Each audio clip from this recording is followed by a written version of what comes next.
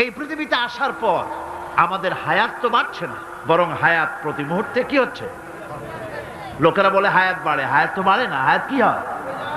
জন্মের পরের থেকে আমার জন্য রিজার্ভ আছে যতটুকুন, 50 বছর বাঁচবো, 60 বছর বাঁচবো, যতটুকুন হায়াত আমার জন্য নির্ধারিত করা আছে, নির্ধারণ করা আছে, প্রতিদিন একদিন একদিন করে কমে যেতেছে। এজন্য আমি বলি, আমার বাড়িতে যে ঘড়িটা আছে, এই ঘড়িটা বেলা 1টার সময় ঢং করে একটা আওয়াজ দেয়, শ্রোতাকে শুনিয়ে দেয়, বাড়িওয়ালা তোমার জীবনের মূল্যবান হায়াত থেকে 1 ঘন্টা কমায়া দিলাম। 2টার সময় 2টা ঘন্টা লাগায় শোনায় দিল, বান্দারে তোমার জীবনের মূল্যবান সময় থেকে 2টি ঘন্টা কমে গেল। এমনি করে দিন গেল, মাস গেল, বছর গেল, আমাদের হুঁশ হলো না। সময় চলে গেল তাস খেলে খেলে, সময় চলে গেল আমাদের খেলাধুলা করে, শয়তানি বদমাশি করে। সময় কতটুকুন পেলাম? কিয়ামতের দিন, বিচারের দিনটা যেটা হবে, আল্লাহ রাব্বুল আলামিন বলেন বিচারের দিনটাই লম্বা হবে 50 আলফা সানা মিম্মা তাউদ্দুন। বিচারের দিনটা লম্বা হবে কত বছর? 50,000 বছর। কত বছর? দুনিয়ায় যেভাবে তুমি হিসাব করো, দুনিয়ার গণনা অনুযায়ী হাসরের বিচারের দিনটা হবে 50,000 বছরের মতো লম্বা। এক কিতাবে দেখেছি, তিনি লিখেছেন হিসাব করে, কিয়ামতের ওই দিনটার হিসাবে 50,000 বছর একটা দিন লম্বা। ওই হিসাবে পৃথিবীতে যারা 60 বছর বাঁচলো, সেজন্য আখেরাতে 2 মিনিট দুনিয়ায় বাঁচলো। চিন্তা করেছ? মাত্র 2 মিনিট। 60 বছর যারা হায়াত পেল, 2 মিনিট বাঁচলো। এই 2 মিনিটের জন্য কত হাঙ্গামা, কত মারধর, কত সন্ত্রাস, ক্ষমতার জন্য লড়াই, হ্যান করেঙ্গে ত্যান করেঙ্গে, লাঠিকে আন্দার মুগুর ভরেঙ্গে, শক্তির ঠেলায় অস্থির। আমার বন্ধুগণ, সময় চলে যাচ্ছে স্রোতের মতো করে, কারো জন্য সময় অপেক্ষা করতেছে না। আমাদের মৃত্যু প্রতি মুহূর্তে কাছে চলে আসতেছে। এই জন্য শায়ের বলেছেন, আগাহা আপনি মৌত সে কোই বাশার নেহি, আগাহা আপনি মৌত সে कोई बशर नहीं, सामा सो बरस के हैं पल की खबर नहीं। মৃত্যু সম্পর্কে আমাদের কারো জানা নাই। যে কোনো মুহূর্তে মৃত্যু আমাদের কাছে এসে যেতে পারে, মৃত্যু সম্পর্কে কিছুই জানা নাই। অথচ প্রতি মুহূর্তে আমরা মৃত্যুর দিকে এগিয়ে চলছি। মাল সামান 100 বছর কি ধরে খাবো তাও জমা করে রেখেছি, কিন্তু এক মুহূর্তের খবর নাই। মাহফিলে এসেছি, বাড়ি যেতে পারবো নিশ্চয়তা নাই। আছে? বলেন আছে? আপনি বাড়ি যাও ভালো, বসেছেন, দাঁড়াতে পারবেন, এই নিশ্চয়তা আছে? নাই। সুতরাং সূরার যে সময়ের উপরে কসম করে মূলত সময়ের অপরিসীম গুরুত্ব সম্পর্কে আল্লাহ পাক মানুষকে বুঝাই দিতেছেন। সময়ের দাম দাও। আমাদের সময় চলে যায় গান শুনতে শুনতে, আশ্চর্য মলম বিক্রি করা দেখতে দেখতে, তাস পাশা খেলতে খেলতে সময় চলে যায়, কেউ খেয়াল করে না। সময় বলতে অতীত কালও হতে পারে, আবার বর্তমানও হতে পারে। আর বর্তমান কাল কোনো কালই না। বর্তমান কাল কোনো কাল নয়। প্রতি মুহূর্তে ভবিষ্যৎ এসে বর্তমান হয়, আর প্রতি মুহূর্তে বর্তমান কি হয়? অতীত হয়ে যায়। বর্তমান কাল বলে কোনো কাল নাই। প্রতি মুহূর্তে অতীত হয়ে যাচ্ছে। এই যে আমি মাহফিলে বসছিলাম প্রথম এসে, ওইটা কি এখনো বর্তমান আছে? এই যে বর্তমান কথা বলছি, এটা অতীত হয়ে যাচ্ছে। সুতরাং বর্তমান কাল নাই। আল্লাহ পাক অল আসরের সময়ের কসম করে বলছেন। যদি আমরা চিন্তা ভাবনা করি, তাহলে আমরা লক্ষ্য করব আমাদের আসল মূলধন সময়। আসল মূলধন কি? জীবনের আসল মূলধন কি? সময়। ইমাম রাজি রহমতুল্লাহ আলাইহি এই পর্যায়ে এক বুজুর্গের ব্যক্তির কথা তিনি আলোচনা করেছেন। তিনি বলেছেন যে একটা লোক, তিনি সূরা আল আসর এর ব্যাখ্যা তিনি বুঝতেছিলেন না। ব্যাখ্যাটা কি? এই মাথার মধ্যে ঘুরপাক খাচ্ছিল এর ব্যাখ্যা কি?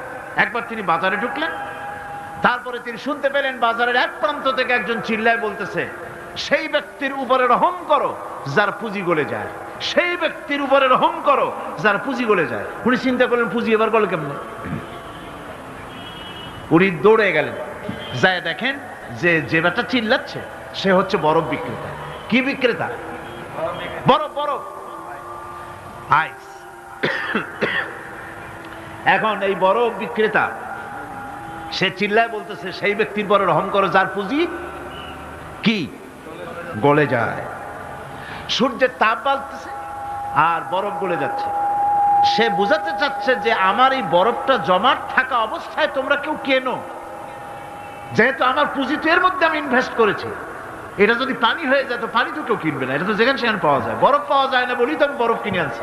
তোমরা আমার প্রতি দয়া করো, তাড়াতাড়ি করে বরফটা কিনে নিয়ে যাও।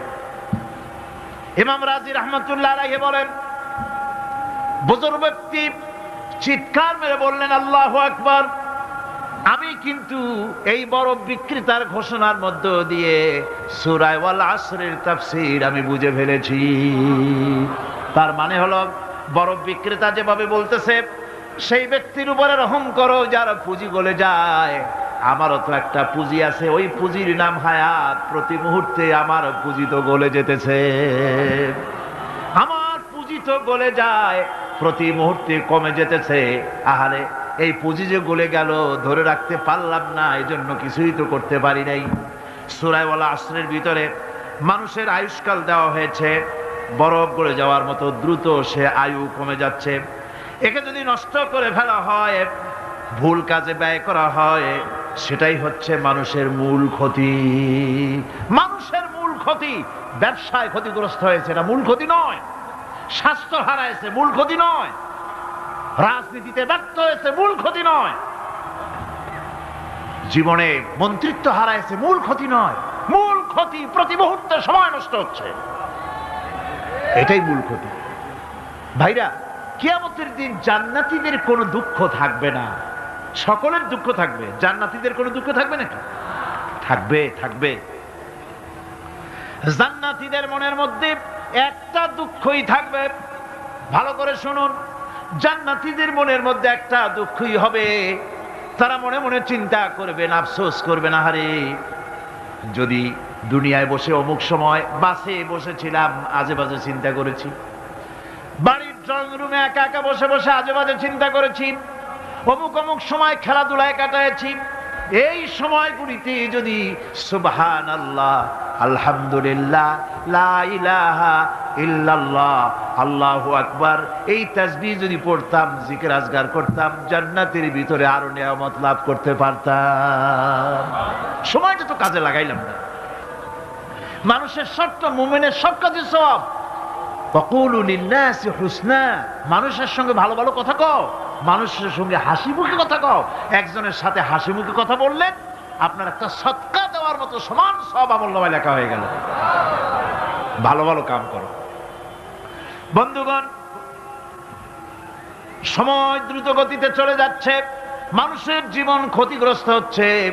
ক্ষতি থেকে বাঁচতে পারবে 4টা গুণ যার মধ্যে আছে, বাকি সব ক্ষতিগ্রস্ত হয়ে যাবে।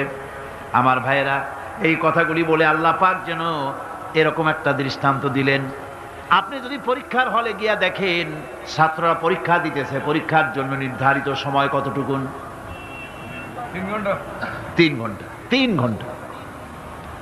আপনি গিয়ে দেখলেন কোন একজন পরীক্ষার্থী পরীক্ষা দিতে গিয়ে আর একদিকে তাকায় আছে, আকাশের তারা গুনতেছে, অথবা সে গল্প করতেছে, অথবা পরীক্ষা বাদ দিয়ে আজে বাজে কিছু লিখতেছে। আপনি যেমন তাকে, ওই ছেলেটাকে আনবো না, গাফেল ছেলেটাকে ঘড়ির দিকে তাকায় বলেন, এই ছেলে ওই ঘড়ির দিকে তাকাও, দেখো তোমার সময় কিন্তু চলে যেতেছে মাত্র 1 ঘন্টা, আর তুমি সময় নষ্ট করতেছো। আল্লাহ যেন স্নেহ পরবশে তামাম পৃথিবীর গোলামদেরকে, বান্দাদেরকে আঙ্গুল নির্দেশনা দিয়ে বলছেন, বান্দারা প্রতি মুহূর্তে তোর জীবনের মূল্যবান সময় চলে যেতেছে, প্রতি মুহূর্তে সময় যাচ্ছে। আল ইনসান, ইনসান বলতে শুধু মুসলমান না, ইনসান বলতে কি মুসলমান শুধু না, আল ইনসান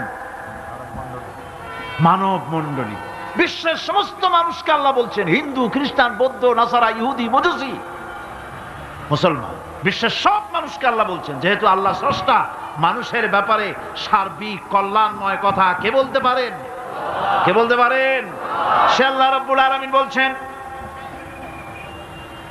সময় চলে যাচ্ছে ও পৃথিবীর মানুষেরা, এই মানুষ বলতে আল্লাহ রাব্বুল আলামিন কোন ব্যক্তি, কোন গোষ্ঠী, কোন জাতিকে বলেন নাই, বলেছেন সমগ্র মানবতাকে। এর অর্থ হচ্ছে সূরাটিতে উল্লেখ্য 4টি গুণ যদি আমল করতে পারে লোকেরা, যেই ব্যক্তি করবে, যেই সমাজ করবে, যেই রাষ্ট্র করবে, যেই গোষ্ঠী করবে, যেই জাতি করবে, তারাই ক্ষতি থেকে বেঁচে যাবে। আর যারা করবে না তারা ক্ষতিগ্রস্ত হবে। কি হবে বলুন? এখন আল্লাহ পাকের কথা শুনুন। আল্লাহ পাক বলছেন, ওয়াল আসরি ইন্নাল ইনসানা লাফি খুসর। খুসর, খুসরিন,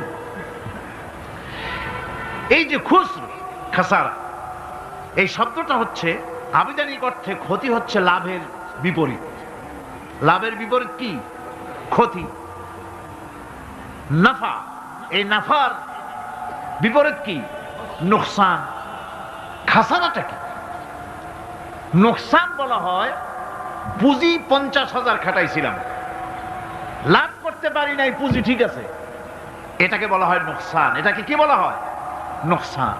কিন্তু আমি পুঁজি খাটিয়েছিলাম 50,000 টাকা, লাভ তো হয়ই নাই, পুঁজিও চলে গেছে, আমও গেছে, সালাও গেছে, আমও নাই, সালাও নাই। এইটারে আরবিতে কি বলা হয়? খাসার, দেউলিয়া।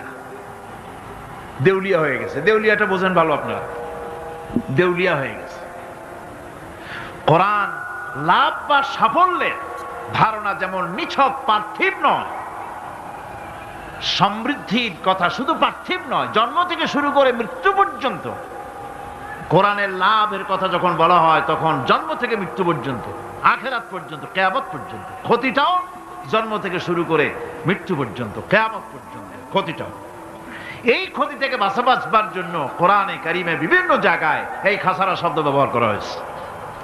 আল্লাহ রাব্বুল আলামিন বলছেন, ওয়ামান খাফফাত মাওয়াজিনুহু ফাউলাইকাল্লাযীনা খাসিরু আনফুসাহুম বিমা কানু বিআয়াতিনা ইয়াযলিমুন।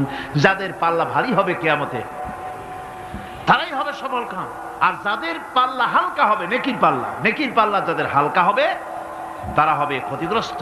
তারা নিজেদের ক্ষতি নিজেরাই ক্ষতি সাধনকারী হবে কিয়ামতের দিন। কাজে মানুষের জীবনের সমুদয় কার্যাবলীর ভালো অংশ যদি খারাপ অংশের উপরে বিজয়ী হয়, তারপরে খারাপ অংশ পাওনাদারদের দিয়ে টিয়া, এরপরে যদি নেকি কিছু বাকি থাকে, তাহলে বোঝা গেল লোকটা কিয়ামতে নাজাত পাবে। আর যদি ভালো কাজের উপরে খারাপ কাজ বিজয়ী হয়ে যায় আর সমস্ত পাওনাদারদেরকে পাওনা মিটাইয়া তারপরেও পাপ বাকি থেকে যায়, এক চাইতে খাসারা পৃথিবীতে, আকাশে, জমিনে কিছুই আর হবে না। এর থেকে বাঁচার জন্য আল্লাহ পাক, এই খাসারা থেকে বাঁচার জন্যই মানুষকে এই কথা বলছেন। এই কথাটি কোরআনে কারিমের অন্য একটি আয়াতে আরো সুন্দর করে বলা হয়েছে। যারা নাকি এই দুনিয়ার বুকে,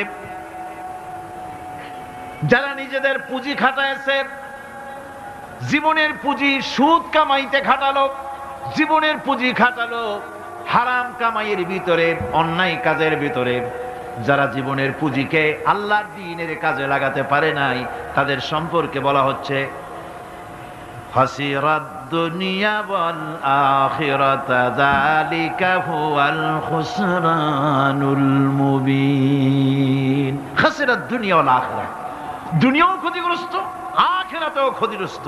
এটা হচ্ছে তার জন্য সুস্পষ্ট ক্ষতি, এর থেকে বড় ক্ষতি আর কিছুই হতে পারে না। আল্লাহ পাক কোরআনে কারীমে অন্যত্র বলেছেন, وَنُنَزِّلُ مِنَ الْقُرْآنِ مَا هُوَ شِفَاءٌ وَرَحْمَةٌ لِّلْمُؤْمِنِينَ وَلَا يَزِيدُ الظَّالِمِينَ إِلَّا خَسَارًا। আমি এই কোরআন অবতরণের পরিক্রমায় এমন সব বিষয় অবতীর্ণ করেছি যা মুমিনদের জন্য নিরাময় এবং তাদের জন্য রহমত, আর জালিমদের জন্য ক্ষতি ছাড়া আর কিছুই বৃদ্ধি পায় না। জালিমদের জন্য ক্ষতি বৃদ্ধি পায়। আর যারা মুমিন তাদের জন্য এর মধ্যে নিরাময় আছে, এর মধ্যে রহমত আছে। অর্থাৎ যারা এই কোরআনকে যারা নিজেদের আইনের কিতাব হিসাবে গ্রহণ করেছে, কোরআনকে তাবিজের কিতাব হিসাবে নয়, ধর্মীয় কিতাব হিসাবে নয়, কোরআন সংবিধান। কোরআন কি? কোরআনকে যারা সংবিধান হিসাবে মেনে নিয়েছে, কোরআনকে যারা সংবিধান হিসাবে গ্রহণ করলো, ব্যক্তি, পরিবার, সমাজ, রাষ্ট্রে তাদের যাবতীয় মানসিক, বুদ্ধিবৃত্তিক, নৈতিক, তামাদ্দুনিক রোগের নিরাময় হবে, এর দ্বারা শান্তি হবে। কিন্তু যেসব জালিম এই কোরআনকে প্রত্যাখ্যান করেছি, কোরআনকে যারা মৌলবাদীদের কিতাব বলে, কোরআনের কথা বললে মৌলবাদ বলে গাল দেয়, তারা তাদের কপালকে পোড়াইয়া ছাই বানাইয়া দিছে, তাদের কপাল ভস্মীভূত করে দিয়েছে। আমার দেশে, এই দেশটা কি মুসলমান বেশি না অন্য জাতি বেশি? কোন? জোরে কোন? মুসলমান সবচেয়ে। খুব লক্ষ্য করে শোনেন, এই দেশে সবচেয়ে মুসলমান বেশি, ইন্দোনেশিয়ার পরে। পৃথিবীর দ্বিতীয় বৃহত্তম মুসলিম দেশ হলো কোনটা? বাংলাদেশ। এই দেশে ইসলামরে যত গালি দেওয়া হয়েছে, কোরআনকে যত গালি দেওয়া হয়েছে, আলেমদেরকে যত গালি দেওয়া হয়েছে, রাসূলুল্লাহকে যত গালি দেওয়া হয়েছে, ইসলামী আদর্শকে যত গালি দেওয়া হয়েছে, পৃথিবীতে কোন দেশে এইভাবে ইসলামকে গালি দেওয়া কোথাও হয় নাই। এমনকি আমেরিকার মতো দেশে, ইংল্যান্ডের মতো দেশেও কোরআনের বিরুদ্ধে এত কথা কেউ বলতে সাহস পাবে না, ইসলামের বিরুদ্ধে কথা বলতে সাহস পাবে না, যেহেতু মুসলমানেরা সেখানে পাল্টা আক্রমণ করবে। আজ আমার দেশে মুসলমানের ঘরের সন্তান হইয়া ইসলামের বিরুদ্ধে তারা বক্তব্য রাখে। মৌলবাদ, মৌলবাদ জিকির উঠে গেছে। আমেরিকার প্রেসিডেন্টরা যখন শপথ নেন, প্রেসিডেন্ট হিসেবে ওথ নেন, বাইবেলের উপরে হাত রাখেন আর বলেন, এই মহাগ্রন্থকে স্পর্শ করে শপথ নিচ্ছি, আমি আমার চিন্তা চেতনা, আমার মেধা, আমার প্রজ্ঞা সবটা আমার জাতি, আমার দেশকে উন্নয়নের জন্য, এর সমৃদ্ধির জন্য, এর সংরক্ষণের জন্য আমি আমার জীবনকে উৎসর্গ করব। বাইবেলের উপরে স্পর্শ করে এই শপথ তারা নেন। আমার দেশের প্রেসিডেন্ট, প্রধানমন্ত্রী শপথ নেওয়ার সময় কোরআন শরীফের উপরে হাত রাখে যদি, তাহলে বলা হবে বেচারা মৌলবাদী হয়ে গেছে। এটা করা যাবে না। আর যদি কেউ করে সামান্য কিছু, কোরআন না, যদি তসবিহ নিয়েও আসে, তাহলে বুঝতে হবে জাতির সাথে একটা প্রতারণা ছাড়া আর কিছুই না। কাজেই ধর্মের প্রতি আকর্ষণ একটা ভিন্ন জিনিস, সেই জিনিসকে ছেড়ে যারা দেয় তারাই ক্ষতিগ্রস্ত হয়, আর যারা ধরে রাখে তারা দুনিয়ায় ক্ষতিগ্রস্ত হয় না। আল্লাহ পাক এখানে রাসূল করিম সাল্লাল্লাহু আলাইহি ওয়াসাল্লামের একটি হাদিস প্রণিধানযোগ্য কোরআনের ব্যাপারে। হুজুর বলেছেন, আল কোরআন হুজ্জাতুন লাকা ওয়া আলাইকা। এই কোরআন হয় তোমার পক্ষের সাক্ষী, না হয় এই কোরআন তোমার বিপক্ষের সাক্ষী। কিয়ামতে এই কোরআন হয় তোমার পক্ষে কাজ করবে, নতুবা এই কোরআন তোমার বিপক্ষে কাজ করবে। দুই অবস্থা থেকে খালি হবে না। হয় কোরআন তোমার পক্ষে সাক্ষী দেবে, না হয় আমরা কি চাই? কিয়ামতে কি চাই? বলেন কি চাই? কোরআনের পক্ষে যদি আমরা সাক্ষী চাই, তাহলে এই কোরআনের পক্ষে আমাদেরকে কাজ করতে হবে। এছাড়া আমাদের নাজাতের কোনো পথ নাই। আমাদের মুক্তির পথ হচ্ছে কোরআন কেন্দ্রিক, রাসূলুল্লাহর হাদিস কেন্দ্রিক। এর বাইরে আমাদের সমস্ত পুঁজি নষ্ট হয়ে যাবে। আমাদেরকে পৃথিবীতে টিকে থাকতে হলে কোরআনের উপরে ভিত্তি করে আমাদেরকে বাঁচতে হবে, টিকতে হবে। কোরআনে কারিমে আল্লাহ রাব্বুল আলামিন অন্যত্র বলেছেন, কুল ইন্নাল খাসিরিনাল্লাযীনা খাসিরু আনফুসাহুম ওয়া আহলিহিম ইয়াওমাল কিয়ামাহ আলা যালিকা হুয়াল খুসরানুল মুবিন। বলো, প্রকৃত দেউলিয়া তারাই যারা কিয়ামতের দিন নিজেকে, নিজের পরিবার পরিবর্গকে এই ক্ষতির দিকে যারা ঠেলে দেবে। ভালো করে শুনে নাও, এটি হচ্ছে সুস্পষ্ট ক্ষতি, সুস্পষ্ট দেউলিয়াপনা। এই ক্ষতি থেকে বাঁচার জন্য আল্লাহ রাব্বুল আলামিন কোরআনে কারীমের মধ্যে বলেছেন, ওয়াল আসরি ইন্নাল ইনসানা লাফি খুসর। পড়েন সবাই, ওয়াল আসরি ইন্নাল ইনসানা লাফি খুসর। মানুষের, সমগ্র মানুষের জীবন ক্ষতিগ্রস্ত, ব্যর্থ। কে বলতেছেন?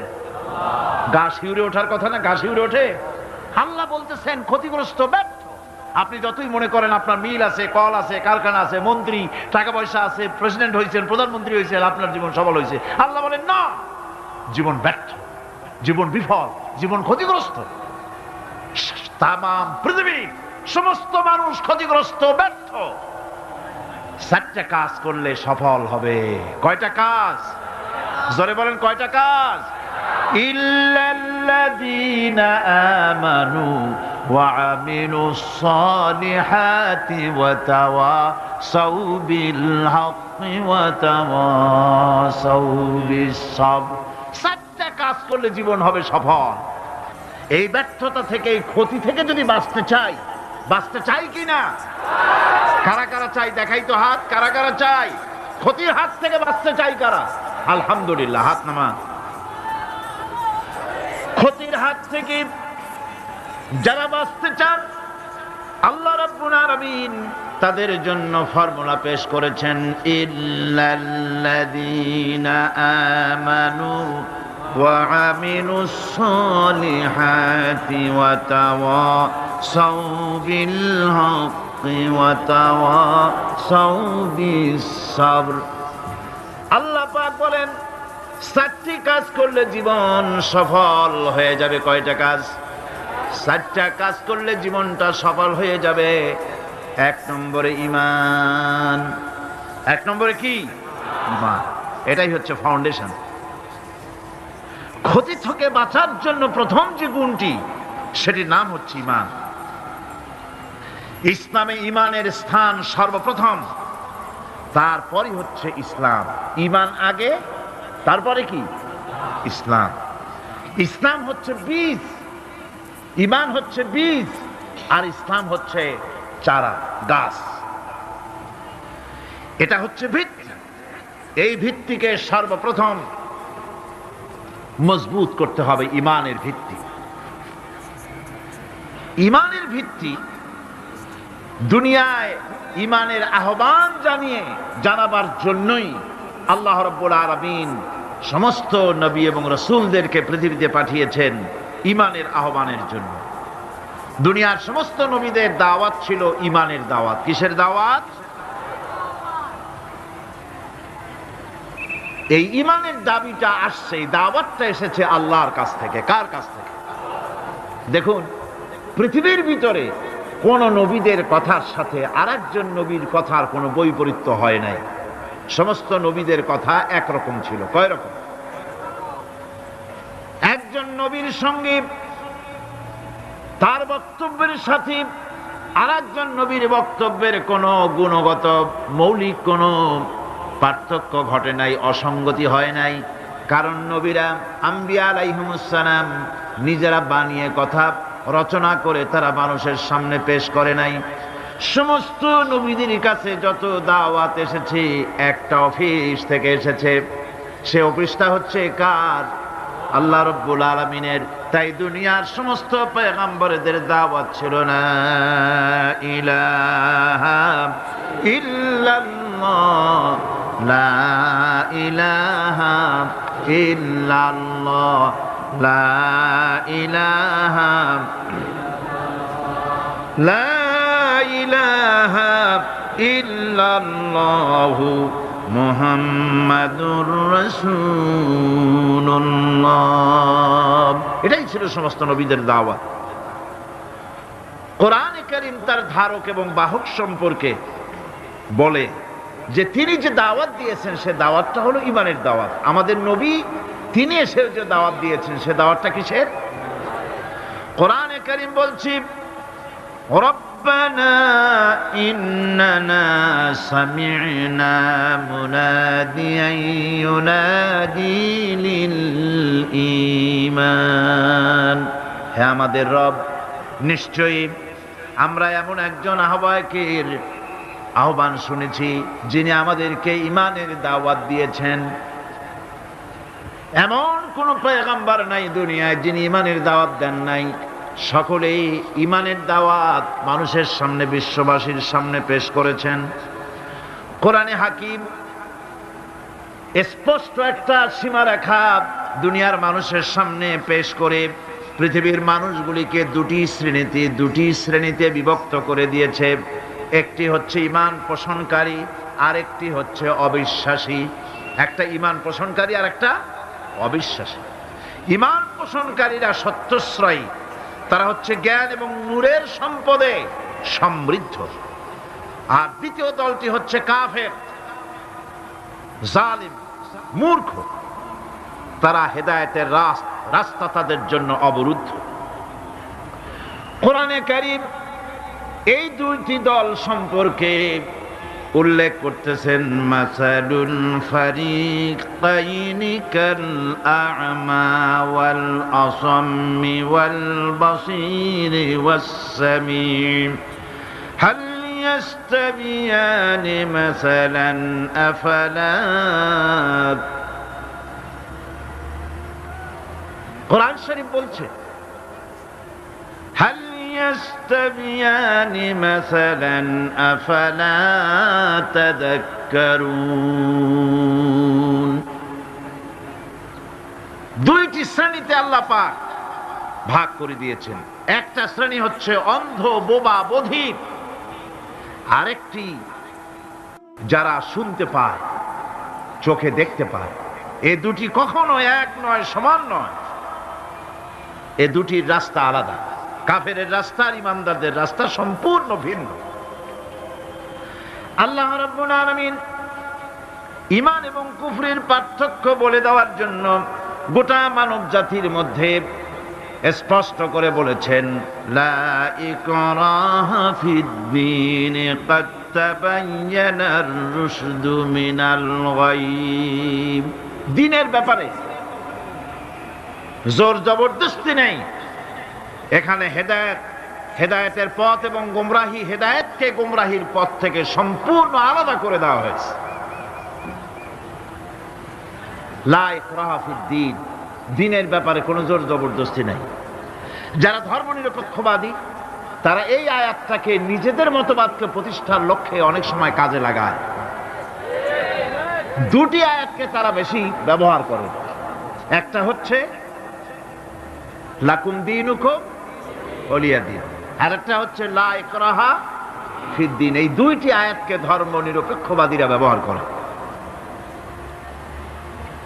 এই দুটির কোনটি তাদের আদর্শকে বোঝাবার লক্ষ্যে ব্যবহারের কোনো সুযোগ নাই। লা ইকরাহা ফিদ-দীন, ধর্মের ব্যাপারে কোনো বাড়াবাড়ি নাই, জোর জবরদস্তি নাই। এ কথা বলা হয়েছে এই কারণে যে কোন বিধর্মীকে, অমুসলিমকে ভয় দেখিয়ে, লোভ দেখিয়ে অথবা কোন ক্রমে কোন প্রকার চাপ সৃষ্টি করে তাকে মুসলমান বানানো যাবে না। এমনকি সূরা তওবার মধ্যে এসেছে, যুদ্ধ চলাকালীন সময়, জিহাদ চলাকালীন সময় কোন অমুসলিম যদি ইসলাম জানার জন্য তোমাদের তাঁবুতে আসে, তাহলে তুমি তাকে ইসলাম বুঝাও। ইসলাম শোনার পরে যদি মেনে নেয় ভালো কথা, আর যদি না মানে তাকে তার তাঁবু পর্যন্ত ফিরে যেতে দাও। মাঝপথে তাকে আক্রমণ করা যাবে না। ধর্মের ব্যাপারে কোনো বাড়াবাড়ি নাই। লা ইকরাহা ফিদ-দীন, এর দ্বারা ধর্মনিরপেক্ষতার কোনো কথা বোঝানো হয়নি। আর লাকুম দীনুকুম ওয়ালিয়া দীন, এটা ছিল কাফেরদের সেই বক্তব্যের প্রেক্ষিতে যেখানে কাফেররা বলেছিল মুহাম্মদ সাল্লাল্লাহু আলাইহি ওয়াসাল্লাম, আসুন আমরা এক কাজ করি, সেটা হলো ধর্ম নিয়ে আমাদের মধ্যে যে বাকবিতণ্ডা হচ্ছে, আমরা ধর্মকে 50-50 ভাগ করে নিই। কিছুদিন আমরা গিয়া আপনার আল্লাহরে সেজদা দেই, আর কিছুদিন আপনারা আমাদের মূর্তিগুলিকে প্রণাম করুন।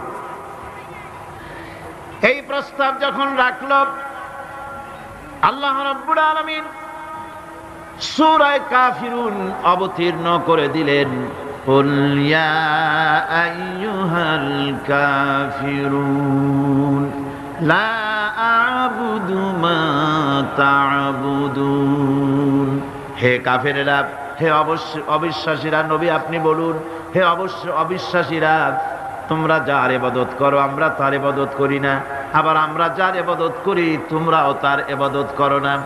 সুতরাং লাকুম দীনুকুম ওয়ালিয়া দীন, সুতরাং তোমাদের দিন তোমাদের জন্য, আমাদের দিন আমাদের জন্য। এখানে নিরপেক্ষতার কথা বলা হয় না, এখানে পক্ষের কথা বলা হয়েছে। কিসের পক্ষ? ধর্মের পক্ষ।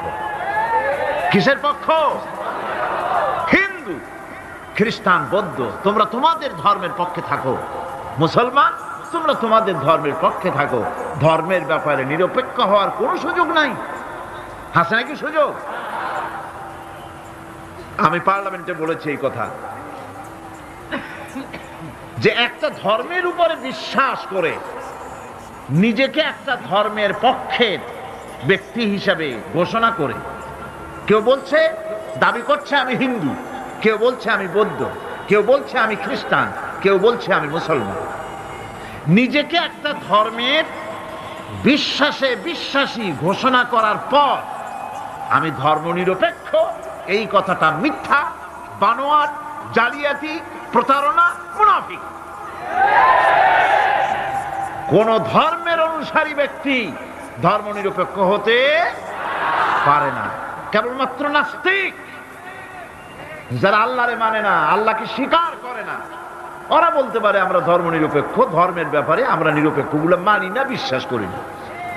কিন্তু যারা ধর্মে মানে, সেদের যে ধর্মেরই হোক না কেন, সে ব্যক্তি ধর্মনিরপেক্ষ যদি দাবি করে, এটা মিথ্যে কথা, এটা মুনাফিকি ছাড়া আর কিছু হতে পারে না। মুসলমানকে, যে কোনো জাতিকে যে ধর্মে আছে ধর্মের পক্ষে থাকার কথাই বলা হয়েছে। এখন আমি বলতেছিলাম ঈমানের কথা। ঈমান আগে আনতে হবে। ঈমান সম্পর্কে আল্লাহ রাব্বুল আলামিন বলতেছেন, ঈমান হলো আগে, তারপরে ইসলাম। আবার ঈমান আনার আগে আবার কুফরি একটা শব্দ আছে, সেটা হলো ফামান ইয়াকফুর বিত্তাগুতি ওয়া ইউমিন বিল্লাহি ফাকাদ ইসতামসাকা বিল উরওয়াতিল উসকা লা ইনফিসামা লাহা ওয়াল্লাহু সামিউন আলীম। ফামান ইয়াকফুর বিত্তাগুত, যে ব্যক্তি তাগুতকে অস্বীকার করেছে, সর্বপ্রথম তাগুতকে অস্বীকার করতে হবে। ওয়া ইউমিন বিল্লাহ, আর এরপরে আল্লাহর উপরে যে ঈমান আনলো, ফাকাদ ইসতামসাকা বিল উরওয়াতিল উসকা, সে এমন এক শক্ত অবলম্বন ধারণ করলো যা তাকে কোনো কিছুই বিচ্ছিন্ন করবে না, ধ্বংস করে দেবে না। সুবহানাল্লাহ। এখন সত্যিকারের ঈমানদারের পরিচয়টা কি? কোরআনে কারীম সত্যিকারের ঈমানদারের পরিচয় এভাবে পেশ করতেছে, ইন্নামাল মুমিনুনা আল্লাযীনা আমানু বিল্লাহি ওয়া রাসূলিহি সুম্মা লাম ইয়ারতাবু ওয়াজাহিদু বিআমওয়ালিহিম ওয়া আনফুসিহিম ফি সাবিলিল্লাহ উলাইকা হুমুস সাদিকুন। ঈমানের দাবিতে সত্যবাদী কারা? ইন্নামাল মুমিনুনা আল্লাযীনা আমানু বিল্লাহি ওয়া রাসূলিহি, সত্যিকারের মুমিন তো তারা যারা নাকি ঈমান এনেছে আল্লাহর উপর এবং রাসূলের উপরে। এই ঈমান আনার পর সুম্মা লাম ইয়ারতাবু, এরপরে কোন সন্দেহে সে নিপতিত হয় নাই, কোন সন্দেহ তার মনের মধ্যে জায়গা পায় নাই, আর সে আল্লাহর রাস্তায় জিহাদ করেছে মাল দিয়ে, জান দিয়ে। উলাইকা হুমুস সাদিকুন, এরাই হলো ঈমানের দাবিতে সত্যবাদী। সুম্মা লাম ইয়ারতাবু, অথবা এক বিন্দু সন্দেহ মনের মধ্যে জায়গা দেয় নাই। অর্থাৎ ঈমান আনছি কার উপরে? আল্লাহর উপরে। কার উপরে? আর তার রাসূলের উপরে। আল্লাহ এবং রাসূলের উপরে ঈমান আনার পর যারা আল্লাহ এবং রাসূলের বিধান জীবনের সকল ক্ষেত্রে মানতে পারে নাই, তারাই সন্দেহে নিপতিত হয়েছে। কথা বুঝতে পেরেছেন? তাদের সন্দেহ এই কোরআন মানুষের জীবন, তার সম্পদ, তার রাজনীতি, তার অর্থনীতি পরিচালনা করতে পারে না। সেই জন্য ধর্মের ব্যাপারে কোরআন মানি, ধর্মের ব্যাপারে নামাজ আর রোজা মানি, কিন্তু রাজনীতিতে ধর্ম মানি না। এটাই হলো সন্দেহ। এটাই কি সন্দেহ, অবিশ্বাস। জীবনকে তারা দুইটা ভাগ করেছে, এক ভাগ রাজনীতির জন্য আর এক ভাগ কিসের জন্য? ধর্মের জন্য।